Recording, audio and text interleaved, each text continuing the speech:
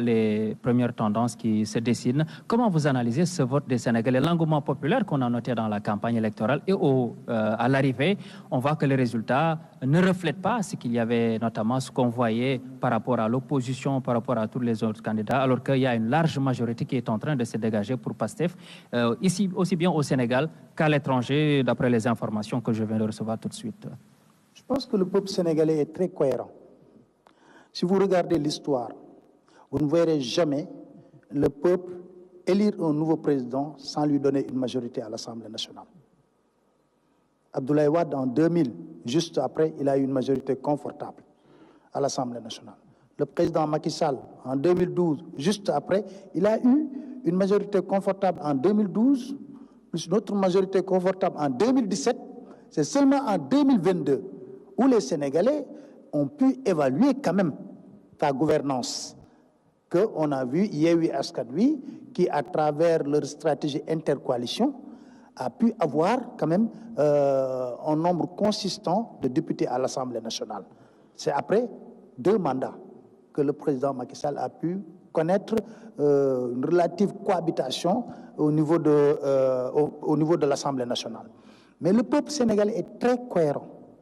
J'ai l'habitude de dire que le peuple écoute les acteurs politiques, les regarde, mais déjà, eux, ils veulent une certaine... Parce que ce pays a besoin d'apaisement quand même. Il faut le reconnaître. Nous avons traversé des épreuves très difficiles et douloureuses ces 5 dernières années. On a besoin d'apaisement. On a besoin aussi d'une certaine tranquillité politique.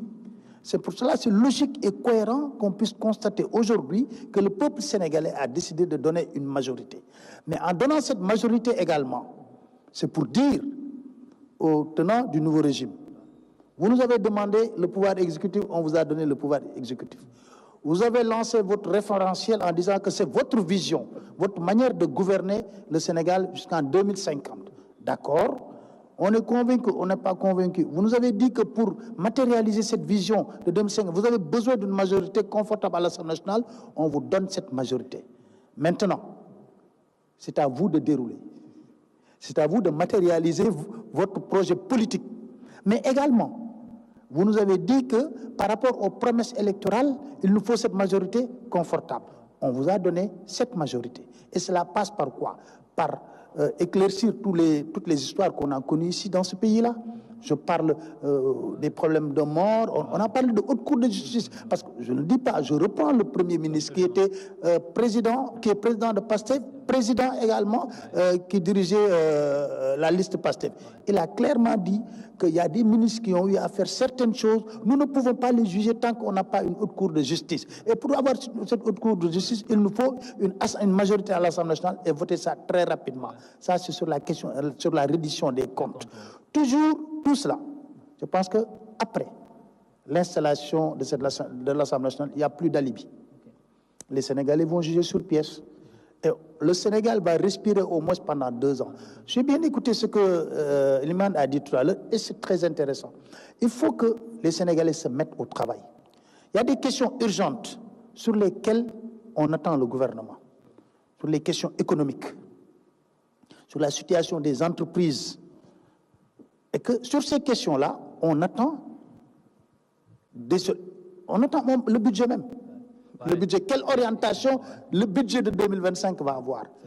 Toutes ces questions-là, les prévisions et les difficultés que rencontrent les Sénégalais sur la vie chère, sur certaines questions, tout cela, si l'actuel pouvoir a une majorité confortable, on attend de voir qu'est-ce que ça va donner.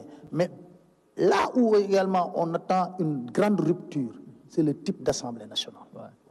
Parce que quand même, il y a un nivellement par le bas dans ce pays-là. Il faut oser le dire.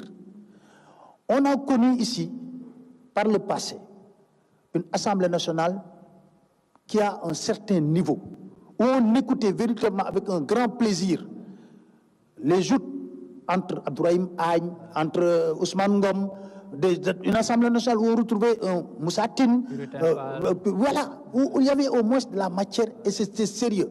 Mais cette dernière législature, il y a des personnes qui, pendant 2 ans, quand on tire le bilan, c'est sur leur capacité à dire du mal à diffamer ou raconter des inepties ou des contre-vérités.